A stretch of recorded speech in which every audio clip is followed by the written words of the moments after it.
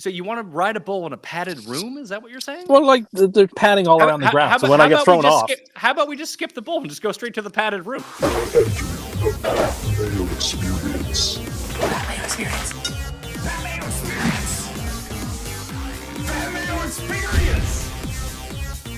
Experience. Welcome to the Pat Mayo Experience, presented by Underdog. Open championship picks, bets, one and done. We'll break down some of the correlated courses and some other things as well. Plus the undercurse most likely to win and guys who most definitely are not going to win. You might be in for a surprise on that one as well. But I need to let you know to use code Mayo at Underdog right now. Get yourself a deposit bonus of up to $1,000. And I'm doing a draw for a free PXG driver given away on this show 1 week from today on the Open Championship recap with Geoff Fienberg. But all you got to do is smash the like, sub to the channel, turn on those notifications as well on Mayo Media Network, on YouTube, and in the comment section, give me your favorite bet beyond 100 to 1. Your favorite long shot at Portrush this week. Geoff, I'm putting you on the spot. What would be your answer? Thomas Detry 200. Really? You put me on the spot. Patrick Reed's 90. Does that count? That's getting close, but no, it doesn't count because he's not 100 to 1 or beyond. Those are two bad guesses, and one of them was cheating. The other, he's 92. You should retroactively go back in time and put Chris Goddard up 100 to 1 from last week down in the comment section. You would have had you would have had so much money you could buy a Mr. T chain, way bigger than Goddard's. Yeah, credit to a few of our friends. I saw our boy Matt Gannon, Larry, Tom and Marty's. Pat, we talked about Goddard last week on the show. Do you remember it? No, I can assure you I do not remember us discussing Chris Goddard. Okay, well, it wasn't even in the long shot section. I had made mention that I tracked him making bogey on the first hole Sunday at the John Deere. Okay, guys make bogey. He made a bogey with a 6-foot birdie putt. He 3-putted from 6 feet on the first at the Deer. Anyone who was tracking that at that moment probably was nowhere near Chris Goddard last week. Despite talking glowingly about him on a week ago show, I did not see this coming. But the driver putter combo, throw a bomb. Credit to anyone who landed there, the Jersey kid. I was shocked he was able to go toe-to-toe with Rory. I saw Byron even put out the last time that Rory has been basically in contention final groups this year, that he's closed it out. He was 3 for 3. Yeah, makes sense. I like everyone, I pretty shocked as well. Rory made a couple insane pars, like up and down from 190 in the fairway sort of pars a couple times. But he couldn't make a birdie. He didn't make a birdie on the back. So yeah, that's gonna be tough. I was really hoping that Victor would go shoot a 61 on Sunday or something like that. Poor guy, couldn't chip at all. Classic Victor stuff. Classic Victor stuff. Funny enough, on Thursday, I thought Victor was going to be a winner for me. Me too. On Saturday, on like the 14th hole of my golf round, I'm thinking Ludwig is going to be a winner for me. By the time he got to 14 on Saturday, something had happened. And then I thought Fitz was going to. So I had a small card. I got a sweat out of it, but I didn't have Goddard up and it was over quick. So yeah, the losing continues. There was a point I was like, I mentioned how much I'm down betting on golf this year. It's no fun. We're going to add to that list. It's now 30. I think 35, 61, something like that, down for the year on outright golf bets. Not great. Hopefully you guys are having not $35. No, $3,500. Yeah, sorry. Yeah. I wish I was down $35. It'll be okay. I thought I was going to get it all back and more. When you start visualizing in your head how things could turn it, because like everyone else, when I open up the Fantasy National app and scroll to the bottom of the leaderboard, I do that. I feel like everyone does it. They scroll to the bottom to make sure their guys aren't already 7 over par, and then they slowly work their way up. We've talked about this many of times. However, I don't have the doom scenario that I think that a lot of bettors have. I do like to think about how this goes right for me. And Nick Taylor, who I had money on, was like 2 strokes back going into the weekend or something like that. I was like, all right. I mean, Nick Taylor, you never know when it's going to be his week. I feel like he can beat anyone in those random weeks where he just starts making every putt. Basically, he Goddard did what like Nick Taylor tends to do, but Nick Taylor doesn't bomb it. He just hits fairways and his irons get hot and he makes all the putts. Like, so Nick Taylor is in contention to win this. Obviously, he was cooked by like the whole 7 on Saturday. And then I had Zach Blair over at the ISCO challenge where Chairman Mao ended up winning with an electric round on Sunday. But Zach Blair is there too. And he's like 3 off the pace. Chan Kim shot that amazing round in round 1. I had a double of Nick Taylor and Zach Blair that paid $71,000. I was like, you know what? I can see this working out for me. Immediately on Saturday, Blair triple bogeys the first hole and then triple bogeys hole number 3. And I think he ended up losing by 6 strokes. Yeah, I don't even know where. I mean, I don't play the doubles, but I don't even know where my headspace, like when I would even like allow it to like enter my headspace, but maybe that's unavoidable. Well, I just looked at it. I was like, you know, this could really dig me out of the hole and be up for like 10 years worth of golf betting here. This will be great. But no, didn't end up working out for me. It was a fun day at the Scottish, though. I know I can't remember. We've tried to record this twice now because we went live and Cuss audio is not good whatsoever. So we re-recorded it and it turned out fine. But I think that he was talking about how much he dislikes the Renaissance Club because it's not a true Scottish links club. And I think that's what most people say about the course. I don't mind the course, though. I do agree that it's not necessarily what I want to see from the Scottish Open, but I feel like it just gives us banger tournaments every year. I agree. I feel like we haven't been at the Renaissance Club very long, but 6 years. It's sort of like going, thinking you're going to a steakhouse and finding out they only serve chicken. Right? That's all. I do agree with Tay. I don't think his point of it being a bit of a bait and switch is unfair or incorrect. I also agree with you that, compared to like the weekly PGA Tour venue, I certainly have no complaints about watching them golf at Renaissance Club. There is something, and I saw a lot of people say, because I bet you the ratings, I don't know if they'll be up from last year, but I think that just a lot of people tune into that. It's at a good time. It's a little bit earlier. You can get on with the rest of your day after it's over. But there is something visually striking, even though it's not a traditional links course. It just looks so much different than what we're used to seeing on the PGA Tour week in, week out. And then you get the people like, man, I wish they would play over here every week. If that was the case, you'd get sick of it really quickly. Yeah. Sure. It's lovely to see the little yellow, the baked out yellow fairways. It's always, because we watch pro events here and they're like manicured to the tee for the most part, like just gorgeous green grass, lush as far as the eyes can see. When we get there, it's yellow. Reminds me of my course at the moment because they got a bit baked out. We didn't have rain for about 2 weeks, and my course features no flat lies, so it's just wild undulations everywhere, and all the hills are just burnt out. It sucks. Yeah, you can see that. It's a problem. Liv, your boy Gooch ended up winning. If he deserves credit for the win. It was there aren't many Liv win. Well, you always get some monicum of credit. You win on Liv, you beat that field. I say this is one of the more premier wins Liv has.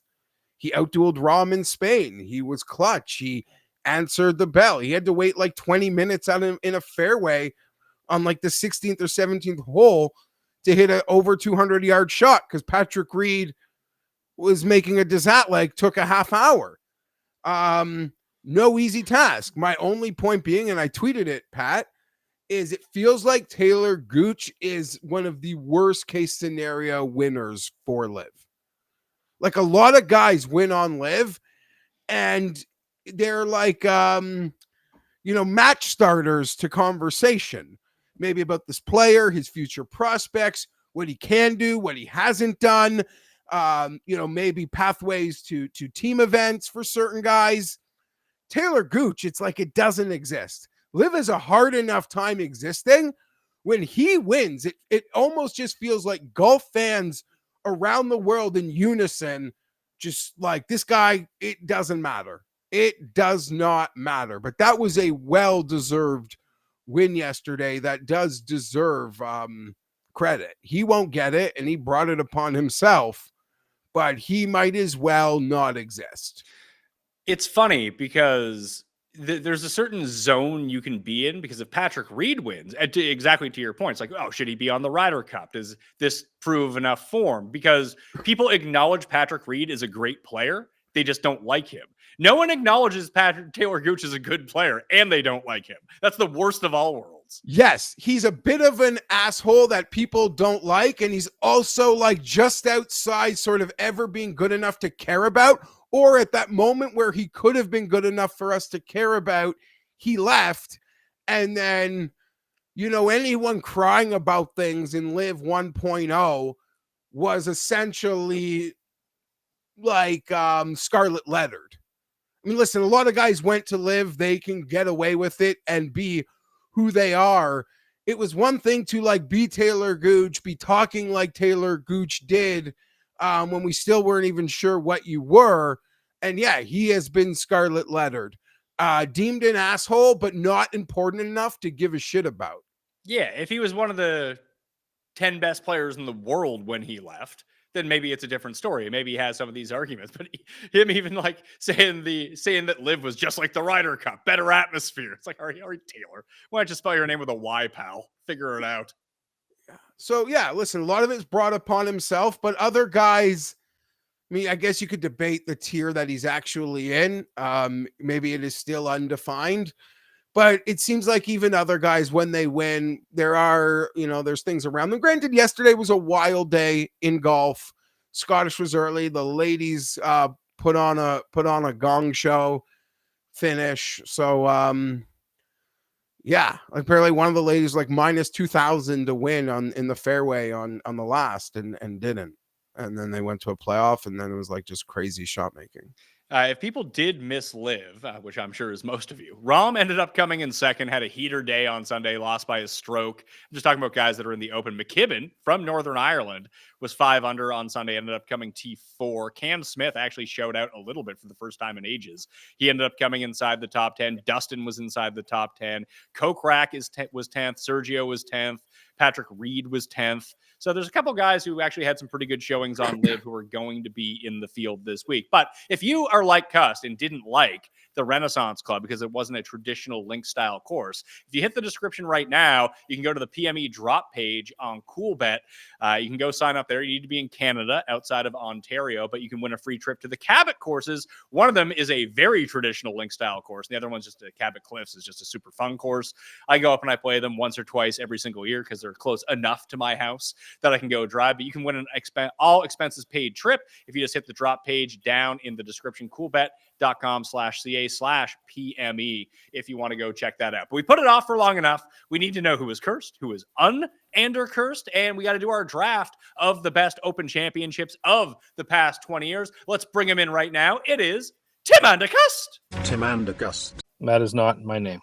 Lee Westwood, your pick, correct? No, he's not. I wish he was. I regret that he isn't. I hope that he wins. You can make this. You can get him back on the list. Don't feel bad about that. I do feel bad about it, but I've made my decision and there's no backtracking. All right. Well, give us the 3 picks for the Open then. Now, Russell Henley is my bronze pick. No, I don't like that at all. The only thing I've learned about this tournament is that the Honda is the only comp I need to care about. So it's the only one I do care about. This course is essentially PGA National in Northern Ireland. That's all I need to know about it. But tell me more about that. Henley's had a great track record at PGA National and played well this year too. I don't think that's what Geoff was pointing out. I think he wanted you to explain why that is. Look at the leaderboard from 2019, then look at the Honda. Okay. They're almost like carbon copies of one another. What if I were to tell you that most of the good players don't play in the Honda? Well, that was not true in 2019. It wasn't true. So for the longest time, the best players did play at the Honda. Not really. It would be like taking the Heritage from before it was an elevated event and saying, look at this leaderboard we get at the Heritage. Well, you know what? You don't have to use it as a comparison. If you I love PGA National. You can pick whoever you want. I'm using it as the comparison.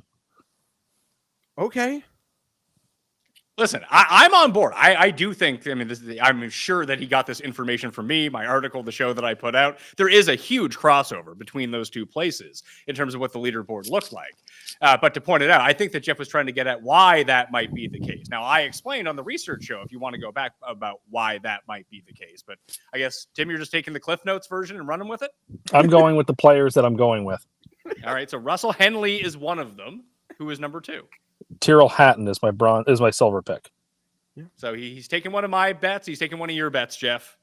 I haven't bet Hatton yet.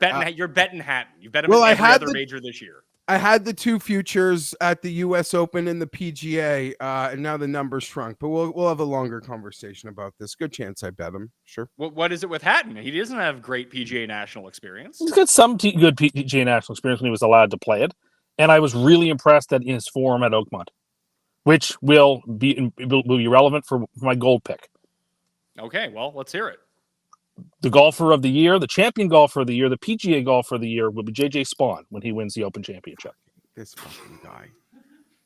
You're really going trying to hit another Wyndham Clark Grand Slam, huh? Look, who finished second at the Honda this year? JJ Spaun, Oh, who played fantastically. Obviously fantastically at Oakmont, who's been playing well this year.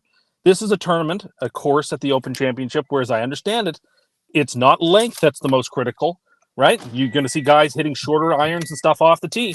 So I don't need a super long bomber, which JJ Spaun isn't. I have full confidence that he is going to do great here, and he was great at PGA National, so I'm taking him. He's going to win the U.S. and British Open and be the golfer of the year. And that would solidify his spot on the Ryder Cup team. Now he's not going to get that stolen by Chris Gotterup now? There's nothing that you could do to take it away from him. No, I think he's on in points. Were you jealous that Chris Gotterup was basically dressed as Patrick Reed at the Scottish Open? I didn't watch a lot of the Scottish Open because of the time, and I don't particularly find that course captivating or interesting. I kind of feel like it's a bait and switch. I supposed to watch the Scottish Open for like Scottish links golf, and that's not what I get. So I kind of don't want to watch it. He's not wrong. I mean, the Renaissance Club is a lovely golf course, not suitable for the Scottish Open. Put it at a real links course. There's a million of them in Scotland. We don't need to go to this one every time. I do think the bait and switch accusation isn't wrong. I mean, I'm not complaining because I like golf in all its forms, but a lot of people assume when they watch the Scottish Open, they're going to get a links experience. I want you to expand on this Westwood thing, where you think that it would be more important to non-casual golfers if he won this week, making it more important than Rory winning the Masters and achieving the Grand Slam. I just think if you're a real golf fan, a real one, that the Lee Westwood story is, really, really poignant as the guy who's the best player to have played in the last 50 to 60 years who didn't win a major championship and has had so many opportunities to do it. And like sort of here at the end when it all looked like it was done for, that he should rise from the ashes and grab one. Oh, what a captivating story that would be. Rory won the Grand Slam, but you know what? He's in his 30s. He was going to have a million more opportunities to play the Masters. Great that he won, but whatever. It's the Masters. This is the Open Championship. This is Lee Westwood in Great Britain. I'm sorry. It would be everything. It would be everything. Who do you think the corrupt golf media would prefer to win this major? Like Adam Scott getting his second or Lee Westwood getting his first? That's a good question. It's Westwood. I do think that Westwood would be. Although Scott coming back, the last time Scott won a major championship was him bouncing back off of a horrific, terrifying experience. Well, what did he just finish doing at Oakmont? He shot 80, didn't he, on the last day? So, this is maybe the setup for an Open Championship for him. I don't know. I'd argue he might be one of the most mispriced golfers this week, but we can get into that deeper. Good or bad? Because I've looked into him to betting him this week. He hasn't. You do this to me all the time, Pat. Yeah. What the fuck has he done?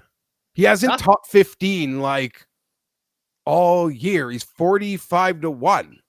What did he finish at Oakmont? What where do you see him position at 45-1? What is he to win? 60-1? 50-1? 80-1. Listen, I love Adam Scott. I'd actually rather him win than than Westwood. Listen, I would rather Boo. Scott. I would rather Scott win than Westwood too. I think the bigger story is Lee Westwood winning. That's just God, where I yes. would take it. So who are the three? I like both of them. I'd be happy for both. I'd be cheering for either of them if it wasn't against my bet. Who are the three players who can't win, Tim? All right, first we're going to write off Morikawa. I don't like what he's done with this caddy change. I don't like the mindset he's in. He's out. Goodbye. I don't even get credit. Sure, take all the credit you want. You're going to get credit for the next one because I didn't see this live, but I've seen it now. The way that Scheffler acted on the greens this week tells me we can cut him off too. He's not comfortable playing golf, in the United Kingdom, so he's out too. Writing him off. I don't get credit for that. I just thought what he did was like Spiethian, and it bothered. Yeah, you're right. So write him off too. Open champion Jordan Spieth, who may or may not be playing this week. That's right. And who's the number one cannot win? Tommy Fleetwood. He doesn't win. He can't win. He never wins. Do they give a silver medal at the Open Championship? He can win that. Do they? They might give a silver medal. Do they? Do they? It's like if they do, he can win that. Doesn't the U.S. Open give a silver medal? I remember they DJ used to. Smith, the ceremony. They used to. I don't think they do anymore. Or maybe they don't do it in public anymore. Maybe not for that reason. This is DJ's last major he's automatically qualified for. DJ? Yeah, like obviously he gets in the Masters next time, but his auto qualifiers are up after this week. He still should have. He still blew that St. Andrews. Who won that? Zach Johnson. No, he blew the Royal St. George's. Darren Clark won. No, what Jeff is talking about is that after 36 holes, DJ was up by a bunch. They had that huge weather delay. I don't even know if he finished inside the top 10, Jeff. He went out. Yeah, well, he got to play his Saturday in mundane conditions and imploded. Yeah, these things happen. I love the Open for that. That was the one where Zach Johnson beat Louis and Leishman in Correct. the playoff. He just missed the playoff. It was a Monday. Yeah, so Spaun, Hatton, Henley, your three picks, Fleetwood, Scheffler, and Morikawa, the three guys that can't win. I will give you a ton of credit on this one, even if it doesn't end up working and one of those three guys win. You went to the top of board and found three guys you don't like. Yeah. I love full credit for that. Like, you are big game hunting the can't win market, I guess. Yes. People laugh at Tommy, but the first two for sure. Yeah, if you forced me to take somebody at the very, very top of the market here, which I'm not doing, I would probably take Schauffele. Really? You like Schauffele more than Rahm or Rory? Yeah, I do, honestly. Well, I mean, he's the defending champion golfer of the year, so I really can't badger you too much about that one. Would you like to respond to the claim that I made before the show, and we'll tell the people now, that since we drafted our Ryder Cup teams and you're on my team, everyone on our team is fucked? Yeah, it's got a real Montgomery Burns picks the softball team ringers vibe, doesn't it? I'm waiting for myself to somehow be flying through a different dimension like Ozzie Smith. So, Jeff, what has happened? Our two best players have lost their swing, myself included, although I had to go get a week after shooting the best score I've ever shot. I lost my swing and had to go take a lesson. Our captain burned his thumb, drunk on a barbecue, might not be able to play. Everything was fine before we drafted the teams. I'm getting better. You are getting better. Maybe that's what it is. You need to get back to being bad. Got some great swing tips this weekend from a lesson, and they've really been important to me. Oh, you went to another lesson this weekend? I had my second lesson. Because I'm left-handed, the idea of trying to really spring into my right heel, trying to like crush the ground with my right heel as I come through has been important. I imagine there's a Patriots logo right underneath my right heel as I swing through the ball, and I try to crush it as hard as I can. Well, when you swing off your heel, it opens your body up, and that way you don't come over the top of it and slice the ball. Yeah, there's a few things I had to work on, but they felt great. And I don't hit my 5-iron at all. My God, I was crushing my 5-iron this weekend. Oh my God, like you wouldn't even know it was me the way I was hitting my 5-iron. Love it. You might end up being the best player on this team. Who knows? No, that's not going to happen. But there were still lots of bad shots. But when I was connecting, oh boy. what I threw out to you guys, and I maybe I can hear this down in the comments as well. If you guys have a top 3 ready, we're going to do a quick 3 open draft between all of us. We'll make 3 picks each. We'll go in snake fashion. Tim, you can be first. Geoff second, with me on the turn, of the best open championships from the past 20 years. What would you guys have at the top of that list, Tim, if you're picking first? Turnberry, 2009.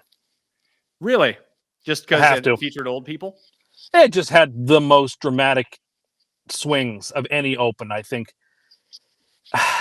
Again, it's like the next one I would pick, and I'm sure I won't get to it, but the 2 that come to mind most have to do with who didn't win, how it was so close for them to have a win, and it all just went sideways for them. Of course, for Watson, it was the 71st hole, not hitting it too long, right, with the iron, and it's just like, it would have been such a marvelous story for this 59-year-old Tom Watson to win this major.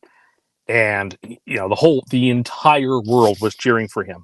And he got it to a playoff, and then he lost it to Stuart Sink. And people don't remember much about Stuart Sink in that tournament, but what they remember was Watson's fantastic, exciting, like it captivated the sporting world for that week. And then he just came up short. And that's kind of why sports are Which great. one did you pick? The 09. Okay. Because like sometimes sports they sting like that. And those sorts of like stinging losses like just teach you that they're real. Like not everything has a happy ending. And that's why you relish the happy endings that much more when they happen, because they aren't destined. They aren't fated. And like, we didn't get one that day, but like, the memory, I won't forget. Geoff, you're next up on the clock with Tom Watson's blowing it in the playoff off the board. I don't think there's an obvious pick. So strangely, looking back at these, there haven't been like a lot of great open champions. I can think of a few here. I can think of a few, but we're talking about 20 years winners that I would like to maybe put in my pocket, but I'm just gonna say that 100th anniversary was just so compelling. 150. 150. So 2022. Maybe it's like the recency bias of it being the only good one in like the last 8-7 years. But that's what I'm going to pick. It was lovely. I mean, we have the player of the generation going for it in there, and he got clipped by Cam. Both Cams. With the greatest shot I've ever seen at the hardest golf hole in the world, the road hole, right? That putt. And Victor was out there late in a fabulous outfit. So 2022. Okay. That puts me at the turn. Mine, I think, are going to be somewhat unconventional because there's like 4 that I have on my list. I want to get 3 of those 4. I'll try to do this in the right order and get it done. I bet you my first pick is the one that you guys wouldn't have taken, but I think it's my absolute favorite. Just a day of carnage. It had Tiger involved for a while, which was really nice, and some big names. 2018 when Molinari. You wouldn't have seen it again. Okay, good. I'm glad I took it. Yeah, you wouldn't have seen it again. That was the best Sunday I can remember at an Open Championship where it felt like 10 guys could have won going down the back nine because guys were blowing up. I remember Xander had it, and then he hit it into like a gorse bush and like scuffed his chip. Kisner was right around. Rory ended up coming in second. Rose just made the cut and posted early and almost got into that playoff. And Molinari was just nails coming down the stretch. Xander, he hit the crying baby too at like a crucial moment. That's right. Yeah. And it was just like dreary conditions, but they weren't like unfair conditions at the same time because I don't like the unfair rounds. Like last year I loved, and like, I mean, what I loved about last year is that like any one of 8 people could have won making the turn. And then Xander just put on one of the performances for the ages and no one could catch him on the back nine. But the Saturday was like the classic British Open conditions where like it was unbelievably rainy and windy and hard. So I like that.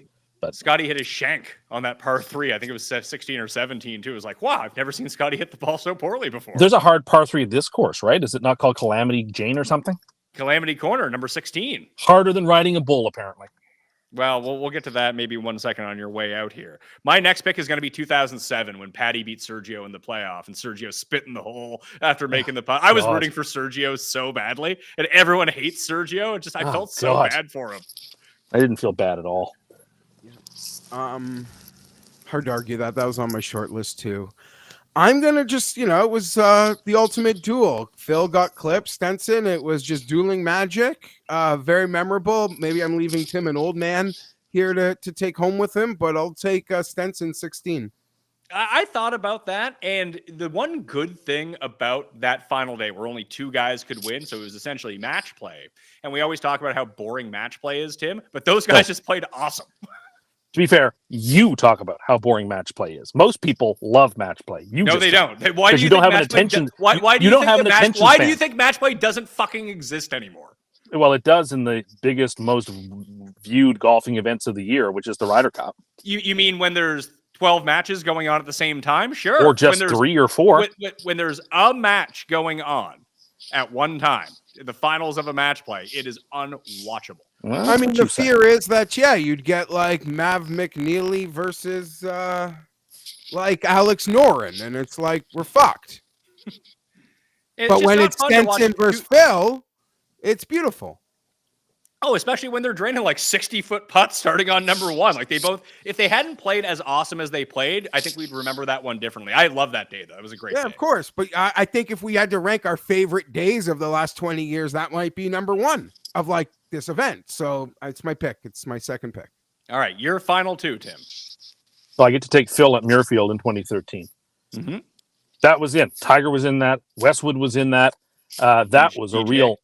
That DJ was in it. That was a real nip and tuck battle at Muirfield. And, Phil had one of the greatest back nines in the history of the Open Championship with that fantastic 3-wood on the long par 5 to get there.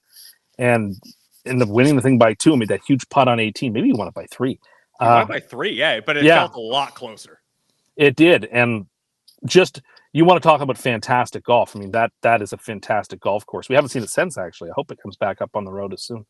Muirfield is just that Sunday was electric. And when you get a big surprise winner like that, I kind of like that, which leads into my next one. Royal Lytham and St. Anne's, 2012, Ernie Els. Again, not for the Els winning. I don't think I can remember a single shot Ernie hit that week that was memorable. But what I remember is Adam Scott and his broomstick missing putt after putt after putt after putt coming down the stretch. And like those stay with you. Those are the tournaments that you remember. And of course, what made it so much sweeter was that you don't have to feel bad for Scott. He turned around in 8 months and he won the Masters. So I don't know. To me, that one is there too. It's just I won't forget it. I really like that one as well. Jeff, is that the most crushing gambling defeat of your life? Yeah, so I'd say 2 of my like most hated days are on this list. Chambers Bay isn't here, but Adam Scott blowing that. Obviously, the Opens played early. I put myself into like a weed coma and went to see the latest Christopher Nolan Batman movie that had come out in theaters. I just needed to go to a different world after that. I was just so distraught. And then I'm not picking it, but that fucking Jordan Kuchar getting to eat lunch in the fucking fairway as like Spieth is taking 25 minutes to hit a ball from the driving range that he gets to place lovely, like it's off a tee on top of a hill. And then he goes and makes a bogey. It's like a great bogey putt, then like sticks the par 3 to like 5 feet. Fucking bullshit. Fuck, I'm angry. I'm going to just take the old man. 11. St. George's, Darren Clark. Seemed like a hyper competitive one.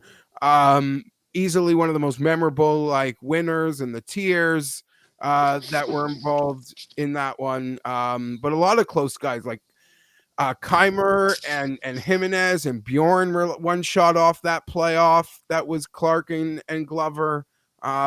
So yeah, that feels like how I'm going to round up my card.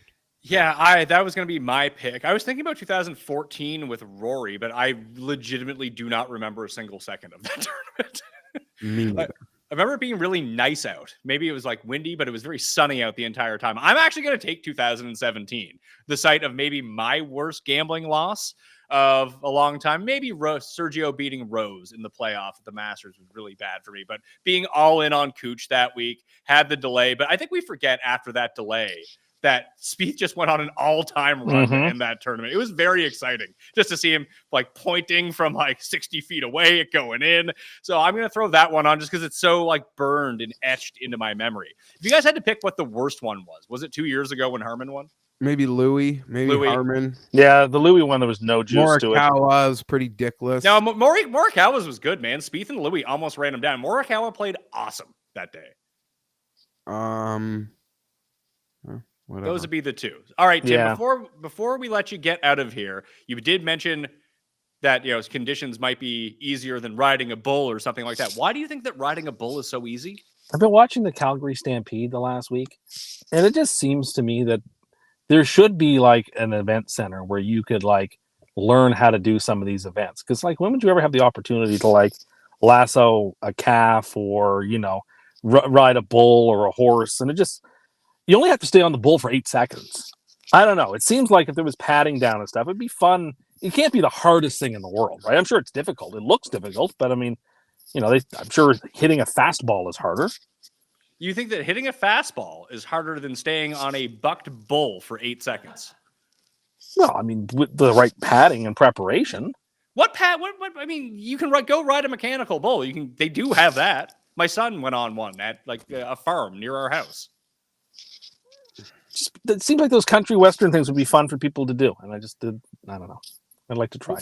So you want to ride a bull in a padded room? Is that what you're saying? Well, like they're padding all around the ground, so when I get thrown off. How about we just skip the bull and just go straight to the padded room? I don't understand. Isn't this like every college town had one of these stupid fucking things? Like, yeah, they're at bars.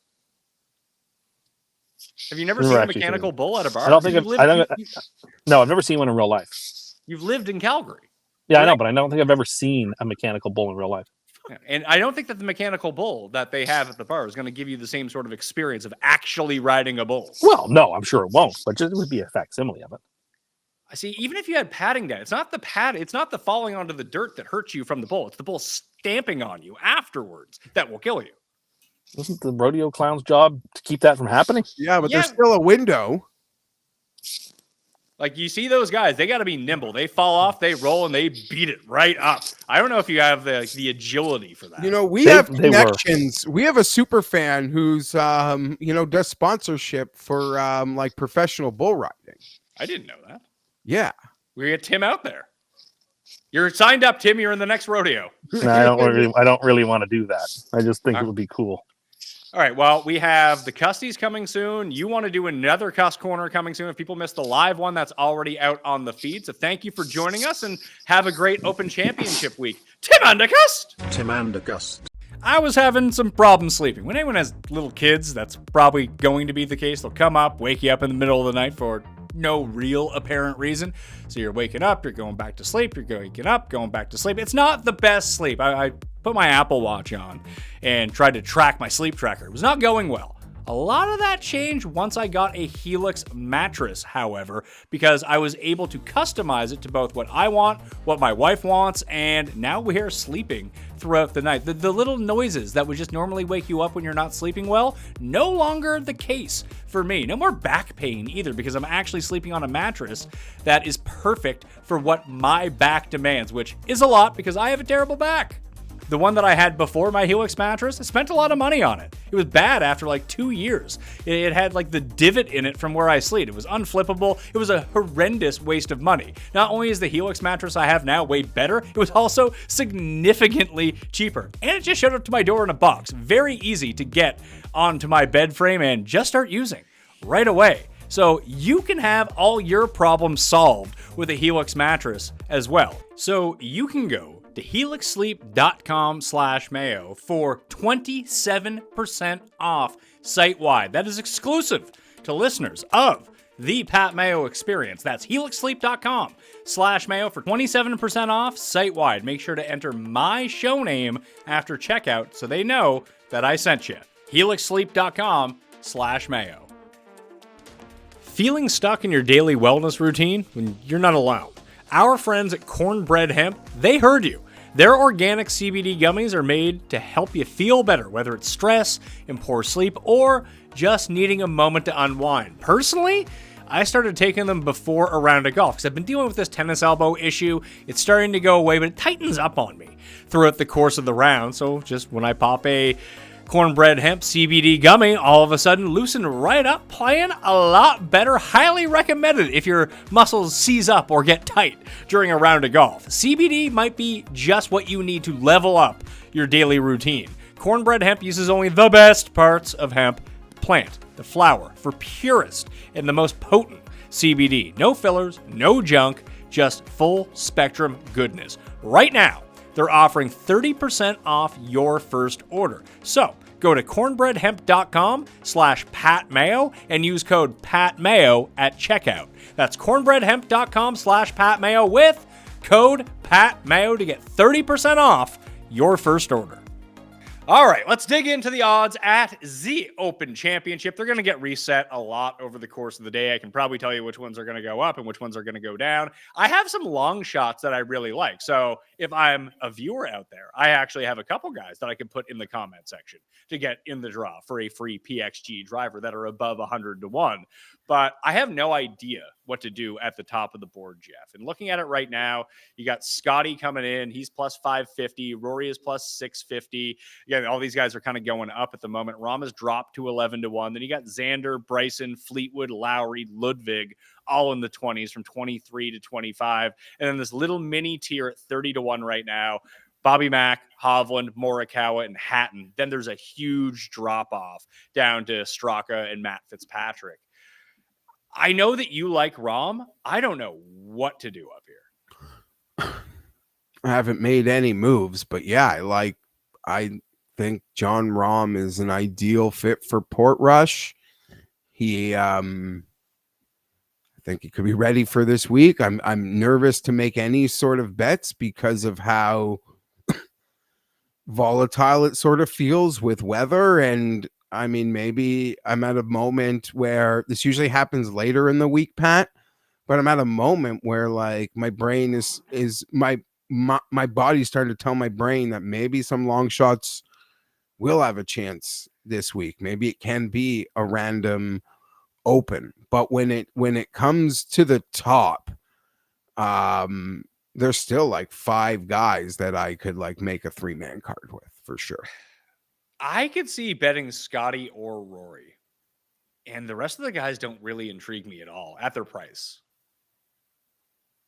I mean, yeah, I would say lots of guys behind the big players haven't really accomplished. I mean, let's just look at this right now. Has John Rahm even won on Live this year? No, he has not won on No. Live, period. I believe. Xander Schauffele.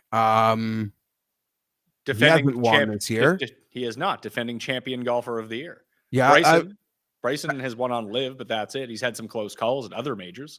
right. Fleetwood hasn't won this year. Ludwig won a long time ago. Shane Lowry pretty much hasn't won since we were here, feels like, other than teaming with Rory.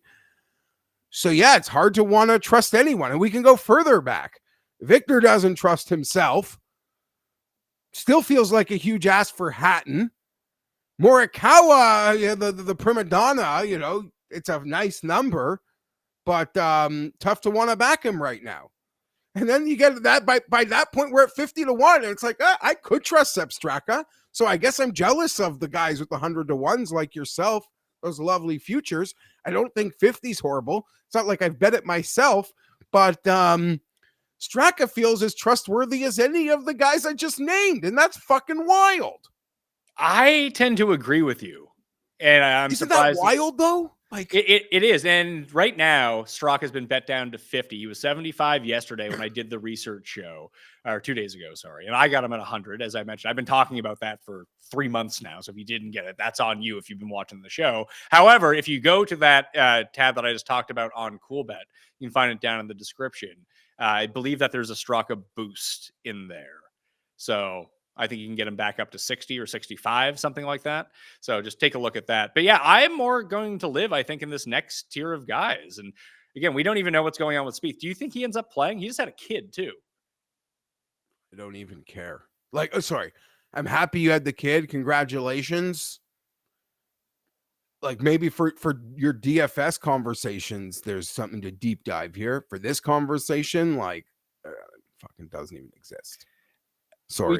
We talked a little bit about like the comp courses and things like that. And obviously PGA National was the one that leapt off the page when you looked at the leaderboard from 2019. I have it all written up. You can find it in the newsletter. That's free to join. It's a complete write-up. It's a part of the research show, and it's on X right now as well. The other one that I look back at that I was frankly surprised, it didn't have a ton of crossover, but it has the right sort of names, I feel like, is something that we drafted in the Open Championship draft. Is I was trying to remember, like, when else did I say the PGA National was a good comp? And why did I end up on someone because of that? It's like, oh yeah, Matt Kuchar was the answer to that. It was 2017. If you look at the Birkdale leaderboard, there's some random names like we always find at the Open Championship that pop up. But a lot of guys that either play well at PGA National or played well here last time around, like Brooks was third, Poulter was actually T3, Rory was up inside the top 10. I know that he ended up missing the cut in Portrush, but that was all based off round one. And round two, I think he shot the second best score of the tournament. Russell Henley is up there, Hideki is up there, Noren is up there. I just thought it was somewhat interesting that would be probably the Open Championship I would look at the most to comp the two together, because Portrush seems a lot unlike any of the Open Rota courses. I mean, there's the fun of that's sort of the fun of these tasks, right? Is trying to figure that out, choose your own adventure. I don't know if there's a lot of like groupthink on that theory. I guess, credit to Tim. He did his homework. I like when he does his homework and he watches the research show and then, tells me my research back to me. Tells you, on your show. And then almost like obviously it was out before, but like he's trying to, to show off with your information on your network. It fucking rules. So yeah, I'm not as out on Morikawa as everyone else is.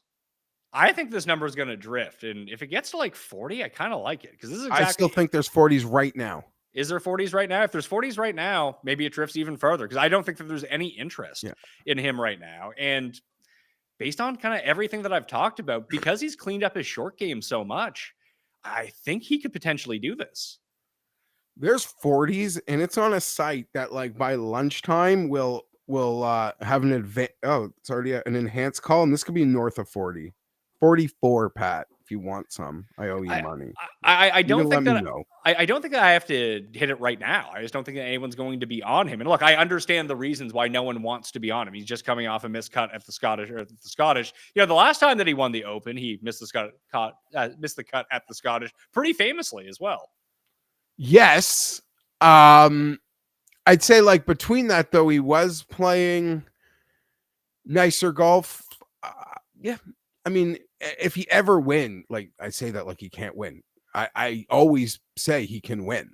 Like no one is ever going to be surprised when he wins. If he chooses to finally win at a big boy party, as opposed to like some jabroni event, even better for him. Like I said, there are not many players in this range, in the higher end range that you can trust. It's actually amazing because it almost has shown this year, Pat, like the John Deere ratings came out. They're fantastic. I'm sure the Scottish Open rankings are going to come out. They'll be, great even for them. It's like the tour doesn't even need the good players winning per se. And as we stare down the betting board, good players are not winning. Well, do you want to go to this like 50 to 100 range? Because all three of my bets are in here right now. The ones that I have in. I would caution making too many bets before you see the like tee times and the weather. Yeah, I'm nervous about that, which is, I feel relieved. Maybe I haven't had futures, although, you took a shot at the audience for not following Sep. I mean, I sit here across from you. I didn't, so I feel dumber than anybody. I want to go up a little bit just for a moment. Just for a moment. A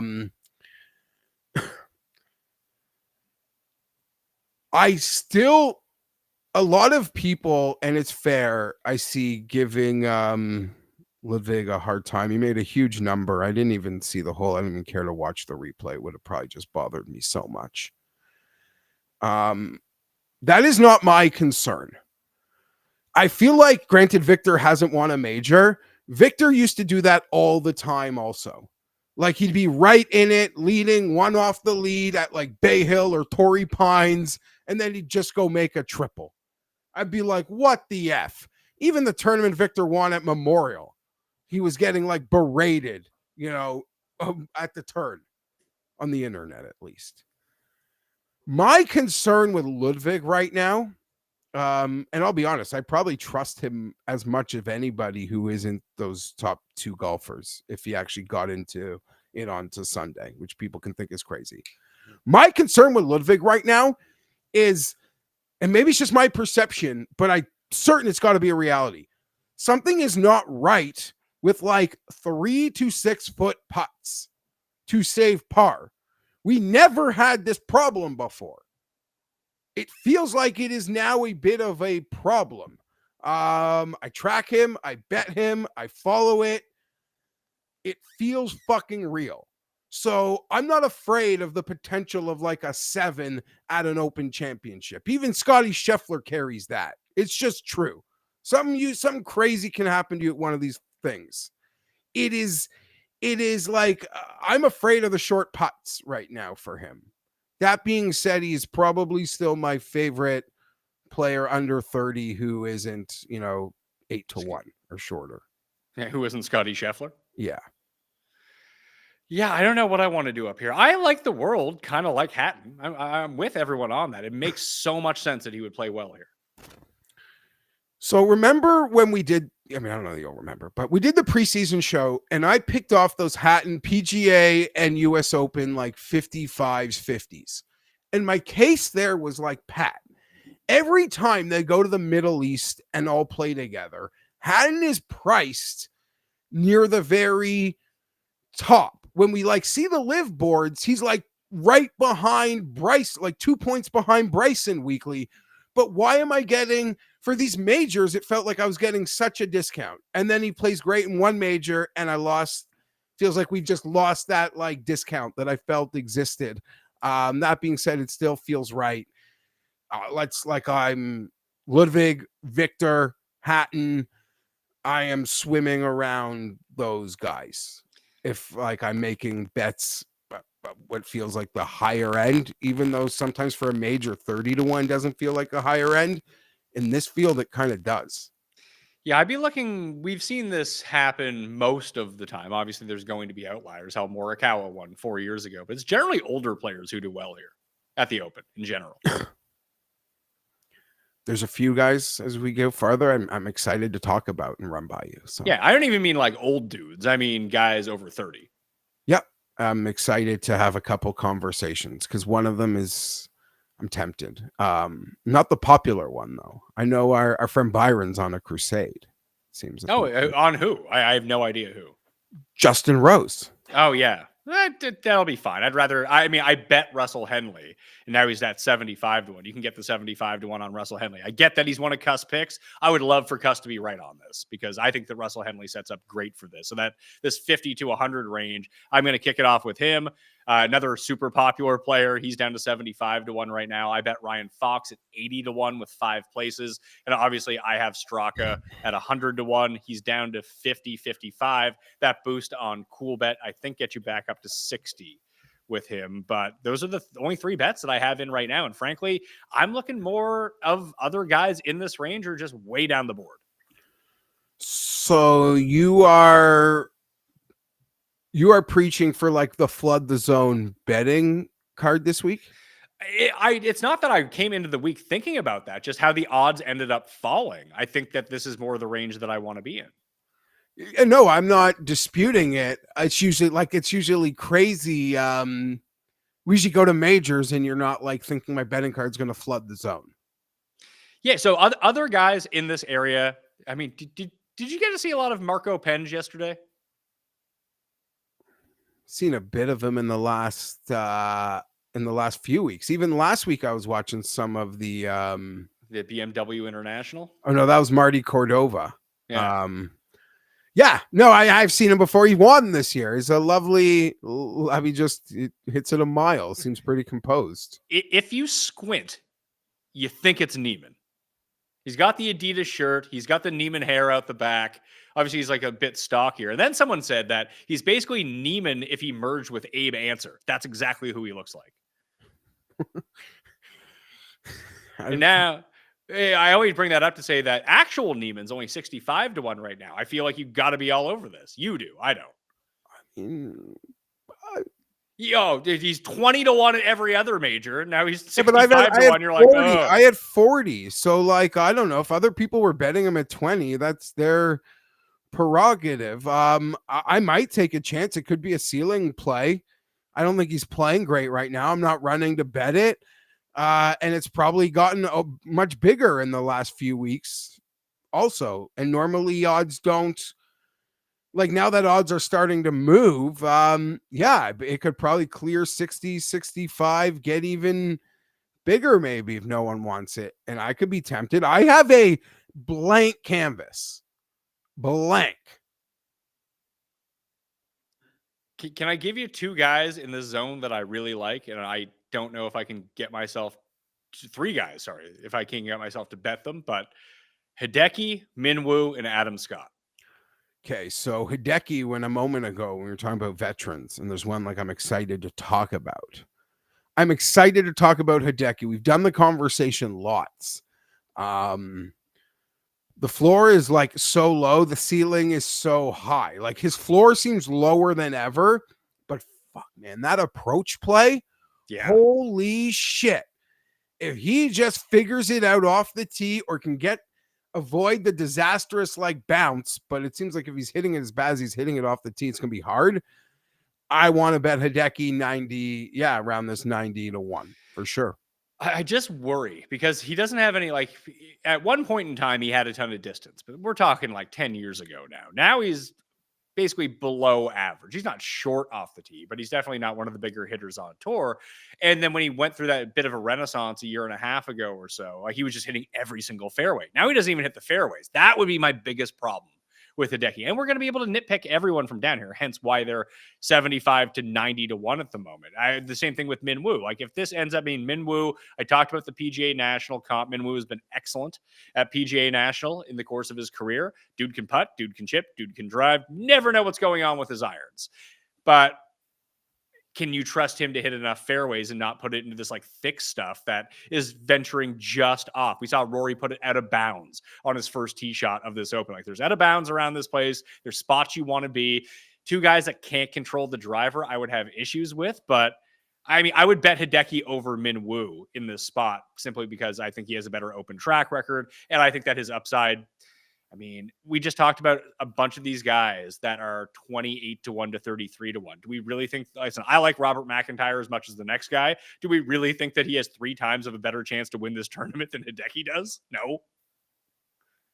Definitely not. I could always be a sucker for Minwoo as well. I when it comes to this shit, like, I just think about the ceiling. So I mean, like, sure you have like fearful that he's gonna drive it OB, but when I'm betting him, it's because he's gonna drive to the ceiling this week. But I would have liked him better last week. Like, he's a perfect fit for Renaissance Club. You betting Goddard at 65-1? Didn't he win at Renaissance Club? He did, but that was before it was a dual event. He stormed, I believe he beat Tommy or Rye in a playoff. Maybe it was, no, Rye beat Tommy in the playoff. I think Minwoo beat Fitzpatrick in the playoff. And Dietrich, your boy. Sorry. So, you're doing that clicking sound. Yeah, sorry. That's like me thinking. Guess I don't think much. But those were the 3 outside. Harry Hall is here right now, and I think that he's a legitimate sleeper. I don't think I'm alone in thinking that, but just seeing how he's played even last week, he comes in fantastic form, and he kind of does everything that you want to do right for Portrush, at least in my mind. Like, to win? Yeah, why not? It's the Open Championship. Brian Herman won here 2 years ago. I know, crazy. Not here, but he won the Open. Stupid. Well, what was like Shane Lowry's odds when he won here? 80, I remember. Very, very vividly, because I made a short list of 3 guys who fit every trend, and I bet 2 of them. Well, the other guy was Shane Lowry. Oh, sorry. Yeah, happens. Happens a lot, actually. Any love for Sam Burns? Or it's going to get windy and rainy, and then we don't like him. Yeah, I mean, we saw what happens when it starts to rain a little bit at the U.S. Open, but I again, he's another one that I don't know if he can control the driver well enough to really go score, because you got to take advantage of these first 5 holes, and then you got to hang on. And even if he hits the driver well, I don't know if his approach game can hold up to it. The chipping and putting, I'm absolutely there with you on. and it wouldn't be shocking to see him win. But it's funny that I'm usually Mr. Anti-Adam Scott, but I think his even Steven type of game is really well suited to here. Yeah. Like great lag putting, great on slow surfaces. These greens are going to be treacherous for guys who cannot figure them out. I think that Scott will be able to figure them out. So that's a big part of it for me. On that note, I mean, like the win is a big ask and going back to back feels like incredibly hard, but Xander Schauffele props. Like what? Top American 9-1. 24-1 is the best Xander number I see right now. He just like obviously it is, the higher skill set of Scott, but it's just like even keeled through the whole bag. Very attractive prospects there. There will be money made on Xander this week. The past 3 winners of the Open Championship since the Scottish Open became a co-sanctioned event with the PGA and DP World Tour. All 3 winners have played in Scotland, and all 3 winners have come between 10th and 15th in Scotland the week before. It's kind of nuts, isn't it? That's wild. Why didn't Patrick Cantlay play in Scotland this week? Why didn't Shane Lowry play? Why didn't Russell Henley play? There's a lot of guys that I'd want to know the answer to that too. So that means if you make a short list, if you just say between 10th and 20th, here are the guys that could actually win this tournament. That's why Hovland missed that 1-footer on 17, so he could drop down into the zone. Yeah, for sure. Hovland, Clark, Bezadenhout, Pendrith, Christopher Reiten, Novak, Adam Scott, Ari Ull, Andy Sullivan, Matty Schmidt, and Tom Kim. Kind of like Tom Kim this week. I think he's like 150-1 now. Has a second place at an Open already. And if you just deep dive his numbers just a little bit, playing shockingly well as soon as you're not on the green. And he's historically, pretty good there. Yeah, he's either really good or really bad. Yeah. I mean, last year was the summer of Tom Kim, and he let me down. That was expensive. Are you going to bet Reed? Reed, Hideki, Minwoo. Those were sort of the guys flirting around 100-1 that I was looking at. Yeah. I think Hideki is going to be where I land with this. Hideki at 85-1. That's a really big number. Listen, we're going to make bad bets. Yeah. So I'm used to that. Yeah. Like Hideki back here, sort of chat. Like there's a lot of things that are big variables right now, but he does check a lot of boxes. And damn, is he in like that scorching approach window, which makes me, which blinds me to a lot of the problems. I'll never feel safe though. No. Like it seems like he could follow up like vice versa. 5 over one day into like 6 under the next, or 6 under the first into 5 over the next. Like it's all gonna be in play. He's not gonna be one of these like elite players. Granted, the sports books and like the live odds might price him like his reputation the moment he shows life. Like we always would talk about how they did that with Bubba back in the day, but I'll still be scared shitless even if he's playing well. But that's what I would be considering trusting. Let's see. Has Baroff tweeted he bet Cam Young yet, or are we just to assume he's had a Cam Young future for like 5 months? I assume he's just built a bot that as soon as the odds are like updated and released, it auto bets Cam Young for him. He is the player who has gained the most strokes on average at the Open Championship over the past 5 years per round. Oh, don't tell me that. How's that worked out for him? How's he been finishing? I don't even have a memorable. Well, maybe I guess in those first goes, like Cam Young 1.0 was actually right there. Yeah, well, he had that streak. I think he had 6 top 10s in majors in his first 8 starts. And then since, not so hot. Let's see, he was 31st. He was 2nd, 8th, and then 31st at the Open. So by these trends, he's going to miss the cut. Just keeps getting worse and worse and worse every single year. Yeah, I'd rather bet Hideki at the same number. You know, I saw more Brian Campbell for Bethpage, obviously in jokes, but doesn't Chris Goddard deserve that respect, or you got to win 2 shitty events for people to? I don't know. I would much rather take. I think Goddard is the type of player Yeah. that you would want to take, like skill wise, is the type of player. I don't think he's that good. Is the problem? He is 65-1 to win the Open Championship now. That is crazy. I guarantee there's What does that end the week at? 120. Yeah. I think even right now you could probably find 80s out there, but it's one of those things. I guess, you know, he won yesterday, so the book slashed the number, and they're like, you need that Goddard up crack, come get it. But that'll resettle itself. I will say though, Pat, there have been a few majors this year where I've like talked on this show expecting like the books to make moves, and I don't know, they've shockingly held the line. So we'll see what they do this week, but it's fascinating. What's fascinating most to me about this board is like the lack of actual like winners in the 20 to 50 range.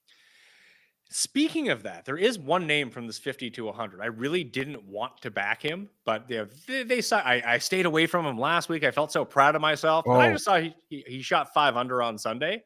Justin Thomas is 60-1. 60-1? Yeah. I mean, it's like he's in a full major championship bugaboo, right? Yeah. But who am I? Like, I have bet guys with like 0 major championship track record and far less pedigree than Justin Thomas. I couldn't besmirch anyone who did it, but it's like something he is just lost in major championship golf. Very confusing. It's at the point now where like it can't even be real, but the longer it goes, it's becoming a thing, but it makes 0 sense. It's not even possible that this could happen to a player of that skill. I'm not talking about top 5ing or top 10ing, but this guy can't even find the hole in a major. It just seemed like a really big number to me. What would Matt Fitz have been like a month ago? 100? Yeah. He would have been that Straka zone, I would guess. Listen, dude's playing good golf. I get it. Yeah, I'm not going to bet him at 50-1, but that's me. It's actually starting to feel like Europe is just running the whole thing back. What does that mean? Like, I don't know. I mean, maybe swap a Højgaard, but I see.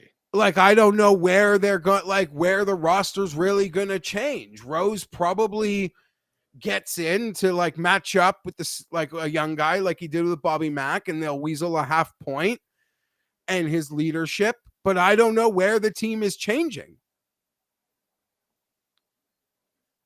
I'm with you. Let's see. Who would not be on this team?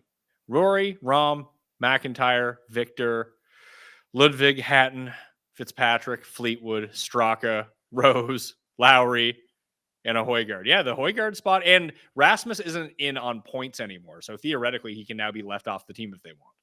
Yeah, no, I never assumed in the end he would hold the line for his points. But yeah, maybe we swap a Højgaard, maybe Harry Hall magic.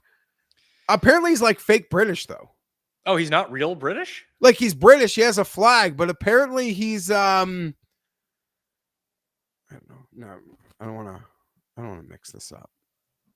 There's someone else who doesn't get like the like he's like he just it's sort of like Sepp, I guess. They feel differently about it. Like he feels like he's like an American college kid. Okay. I mean, Luke Donald went to Northwestern. So did Fitzpatrick. Yeah. So are they fake British too, according to you? No, I don't mean fake British. Not according to me. I wouldn't even know this. He went to the University of Nevada, Las Vegas from 2015 to 2019. And he played Corn Ferry, and then he's kind of worked his way up. Yeah. But he's lingering at the moment. I'd take Marco Penge. I want a guy who blasts the ball out there. I don't know. It'd be cool if like both teams. Remember, like Christian Leitner had to make the dream team. They had to have like a college kid. It'd be cool if both teams had to have like one young gun. Like, Would Ludwig count? he's 25 or something, isn't he? Yeah, how old is Penge? Marco Penge is like 30. Penge is 27. He's Oh, older than Ludwig. He literally looks. That is hysterical. Anyway, can we get back to the task at hand here? Nothing you enjoy. You should just do your own like daily Ryder Cup series. No, Just there's every not day. enough for It's just- daily, but no, yeah, no, we're I don't know. getting there. You find something to talk about every week with it. Listen, come Monday, that's the only event left that matters. How dare you besmirch the 3M Open? Then second place is a Wyndham on that calendar, on that ranking. East Lake is just out. East Lake is like a live event. Yeah, it's true. 100 to 1 plus. I got some names for you. Ready? Let's I go. might bet all these guys just to do it and grab their top 8s and play them like top 10s. Kim got into the field when Ernie Els WD'd. He's 140. Tom Kim, who I already mentioned, is also down at 140. I mentioned him last week, and I'm actually talking myself into it. It's going to go horribly for me.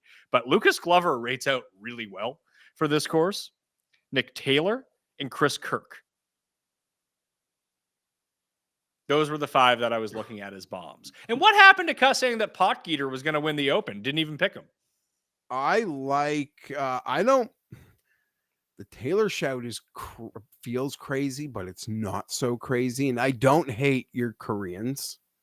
I love that seeing Siwoo got in. And when he got in, like usually a guy gets on like the eve of the week. I had a much more like he could actually mix. He Was should my be. first instinct to seeing him getting in. Hopefully is like he has the game that you would want for here. If it's listen, accuracy isn't the end all be all. Of course, you want long and straight. He's not long, but he's incredibly straight off the tee. That he's just not going to get himself into a lot of problems. It's whether or not he will putt himself in or out of this tournament. Every time he putts well, he somehow ends up inside the top 10. And get him away from fast greens, put him on slow greens. Maybe that will help him. It didn't last week in Scotland, but maybe this week it'll be different. Like I said, when I saw he got in, I'm like, this guy could actually mix. Okay. Any other comments on some of these guys from down here? Not in the too deep. I'm out of my element way back there.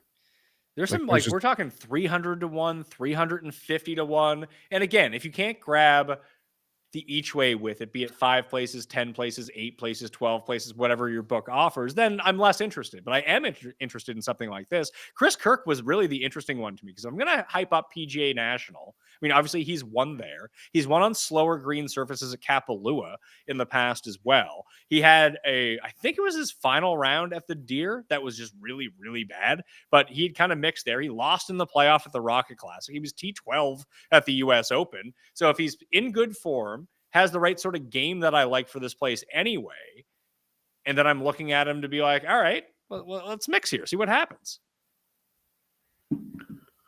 Smoothest swing in the game, Chris Kirk. Do you think so? I mean, is it Jake Knapp, Chris Kirk, or Corey Connors? Those would be my 3. Put those guys up there as smooth the swings you can see. You know whose swing is not smooth? Mine.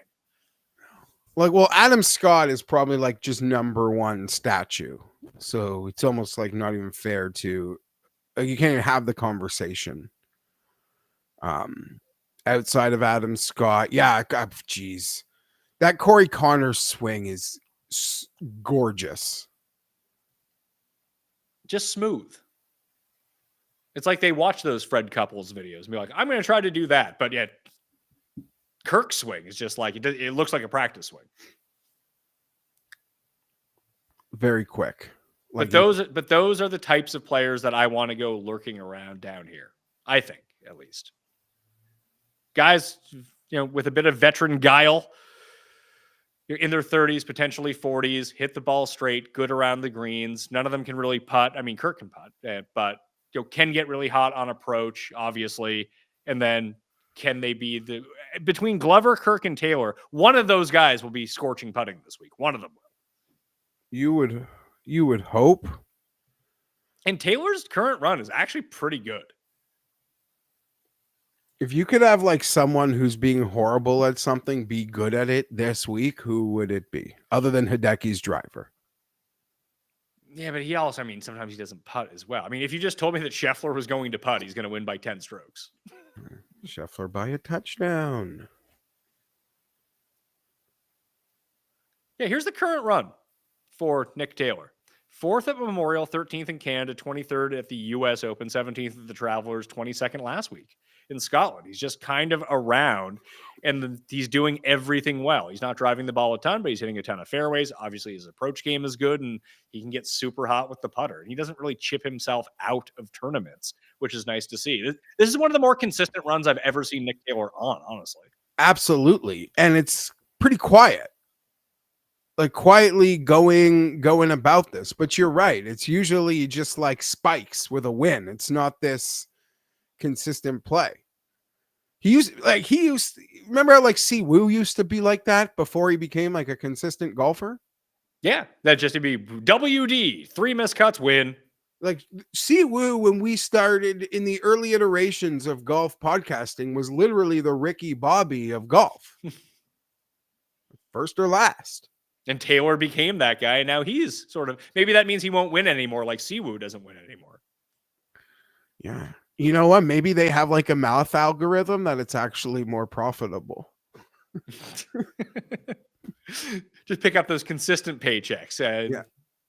T20 every week on the PGA Tour. Man, oh man. Get to East Lake. Ooh, baby.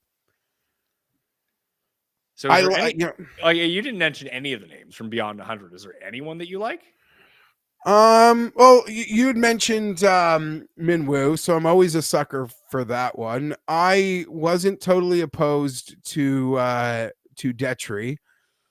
I do feel like, there's certainly like the lack of experience here, but I kind of would anticipate Greiserman is gonna continue playing solid golf. He did not play solid golf at the Scottish Open as someone who bet Greiserman. Yeah, that's fine. A little adaptation, get over there. And generational flusher, Davis Thompson, off 250 to 1. Like, there's got to be a way to make a little coin off that. You'd hope so. Probably that one's not. So it seems like we're going with, you're really shooting for upside here, which I completely understand. I just feel like the Open Championship is a little bit. This is what ended up having me on Billy Horschel last year, who was really hoping would end up coming through and just lacked the guile to get it done on Sunday against Xander. But we have different headspaces here, though, because I'm not so much like the placements or thinking about how much I can make for that, like T5. I literally am thinking, yeah, but I'm betting a guy. I bet to the ceiling.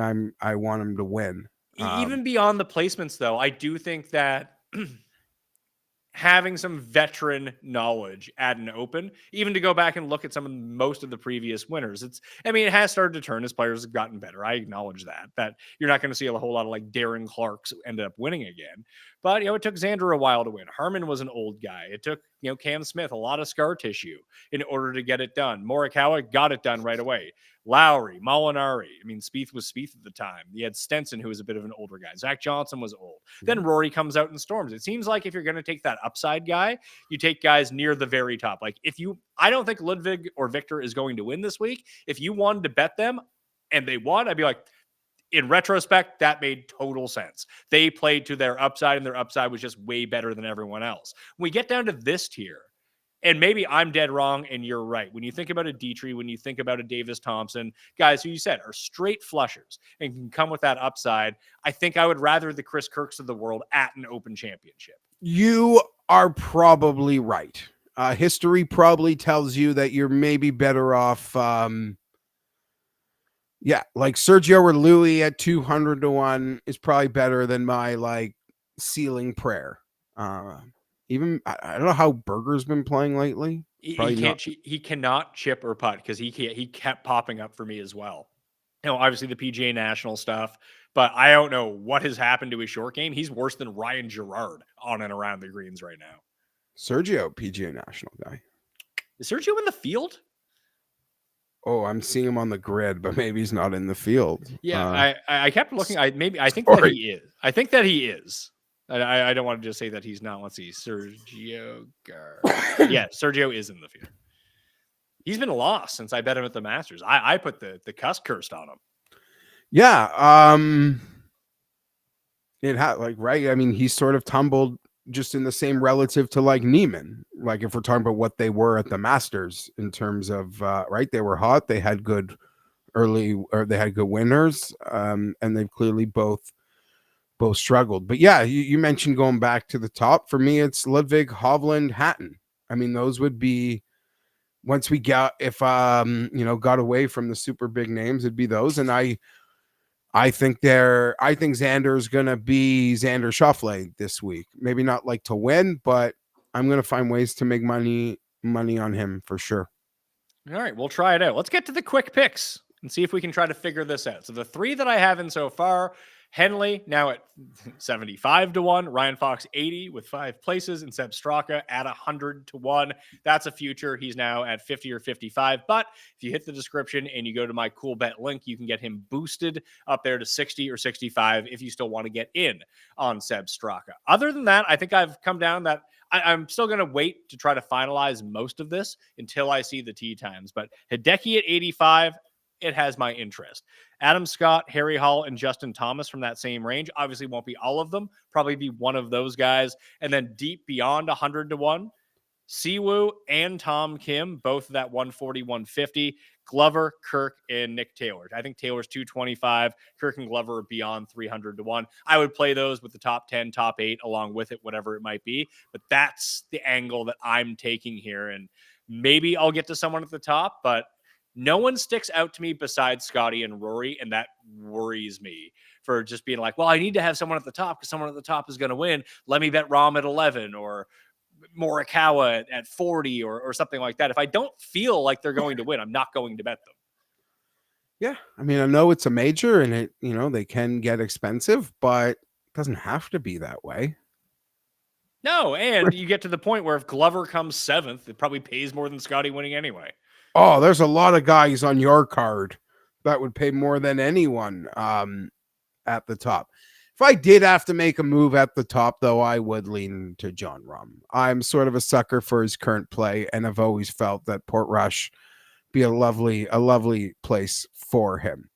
That being said, going farther down the board, it's what I just said. It's the decisions between Ludwig, Victor, and Hatton are those players in under 50 that I like, and then flirting with the sort of back there as Patrick Reed has gone from not just flash from 90 to 80 for me. I haven't made that bet, but Reed, Hideki, Minwoo Lee, those would be the sorts of players that I am swimming around. I plan on spending too much money to be betting guys that are 150 or something like that. So and that's me. Yeah, I might. Maybe I'll have switched up my tune when you hear the best bet show or the final bet show this week. And I'm doing a live with David Bileski live from the course on Tuesday. We're going to do a quick chat after I go over what he's seen out there. If people want to get in on that, I believe it's at 5 p.m. Eastern time live on Tuesday. If people want to see that. One and done picks. I'm going to take Russell Henley because I have not used him yet. Plus pick of JJ Spaun in the final major of the year is there. Who are you taking as your one and done? The last really big money tournament. If you don't win this one, you might not be able to catch me. Matthew Fitzpatrick. Are you going to bet Fitzpatrick? No, but I've used a lot of the good players, so he's just playing well, and that's like might be in terms of the odds. Have I used? Give me Hatton. You have not used Hatton. Yeah, they've only been at majors. I haven't, even though I've been confident in them, I haven't made that call.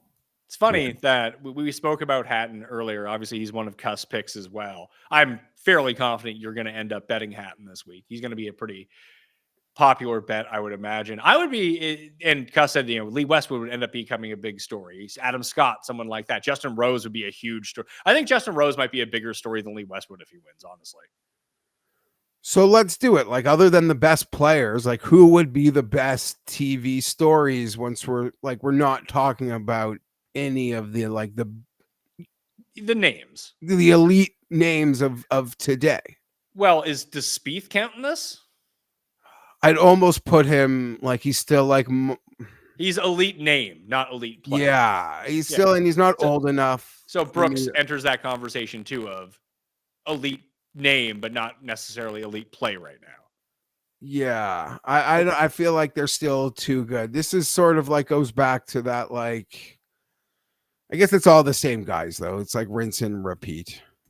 Maybe Keegan would be obviously be a great story, right? Yeah, Keegan, Westwood. I think Sergio would be up there as well. I think McKibben, if McKibben made a run, people would be fired up for that.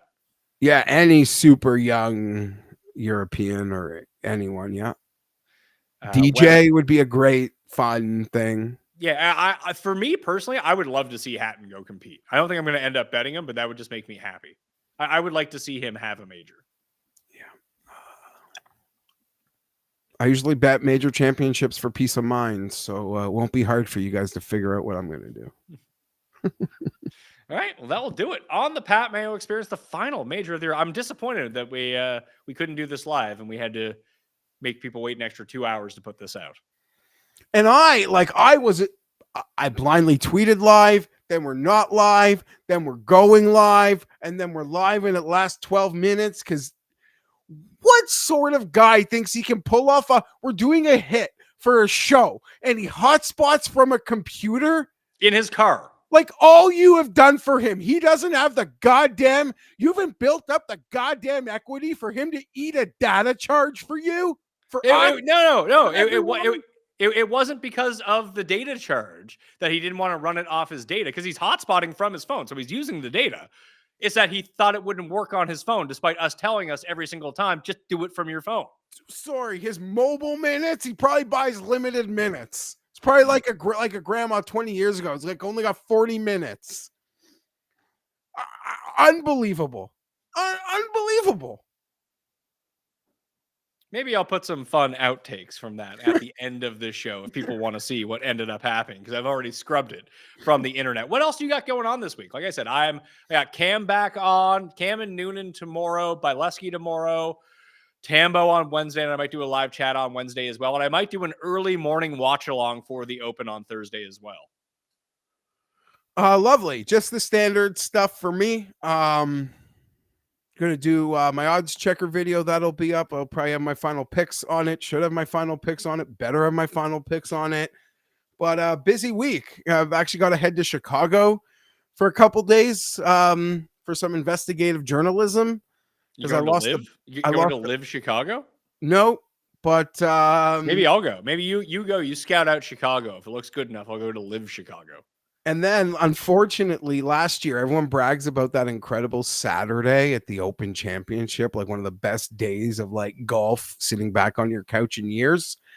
Same for me this year. As I mentioned a couple times in the last month, my oldest has been away at a summer camp, and it's Visitors Day. So I'm going to miss Saturday at the Open, and it's probably going to be as epic as it was a year ago. So busy week for me. So maybe a little less on the content front, but I'll be around for the cut sweat if we want to bang that off. Yeah. That's what I was going to ask you. Are you here Friday for the cut sweats? Yes. I'm playing that morning, so I'm going to go straight from that. Might go over to a friend's house and do it from there. Cust will be there too. Beautiful. So stay tuned on Mayo Media Network, where we're really going full hog with all of the Open content this week. If you missed the football stuff, we had a bunch of football stuff last week. And again, this Thursday, we're going to have new content coming out. We added, so Celia and I are doing our fantasy football show, talking through everything. We added Ian Hartitz to the crew this year, the three of us. Good ad, by the way. That guy is hilarious. Big fan of Ian. He had a list before the draft of teams he thought would be like running back hungry. Didn't have the Chargers on it. He had a lisp before the draft, and now it's gone? That's a list. Oh, I was like, nah, bro, you forgot someone. Was it the running back who everyone was drafting who apparently beat up his girlfriend over the weekend? The Browns guy? No, I forgot. I wasn't really into that story, but hey, I don't know. Better than getting your running. No, that's not better than your running back shooting himself with fireworks. I'll take that back. Thank you for that one. Geoff I Fienberg. got lost. I didn't even know the story. It actually sorry, I missed that story. I did. I'm late to that story. You can at G Fienberg 17 if you want to hear more about it. You can also find him on the Circles Back YouTube channel, talking with Pizzola, going over all the gossip of the week. I assume that's why you're going to Chicago for, I don't know, something like that.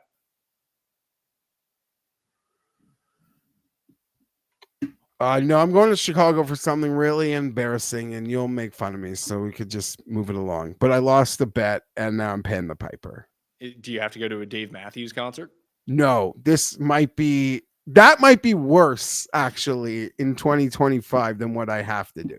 I'm going to Chicago. I'm going to Chicago to do some investigative journalism on GRP. Oh, God. So that guy's still kicking around. So that guy's like that guy is like the unfun Cust. Yeah, so it's just keep an eye for that, but it's about like a 26-hour adventure that I gotta go on. So this is the time, and it just works best for my summer schedule. So it's happening. I pay my debts. All right. That will do it on the Pat Mayo Experience newsletter. Free to join. Will get sent to you. This week's preview is already up, so you can just click on the link and get straight to it. That article is also up on X, and I'll be adding my bets to it before the cheat sheet gets released on Wednesday with all of the final information. Again, best bets, live show, Tambo, another live show. All of the content that you want will be on Mayo Media Network. So turn on the notifications, smash the like, and give me your favorite long shot down in the description. All right? Pat Mayo, thank you all for watching all year long. I'll see you next time. Pat Mayo Experience! Experience!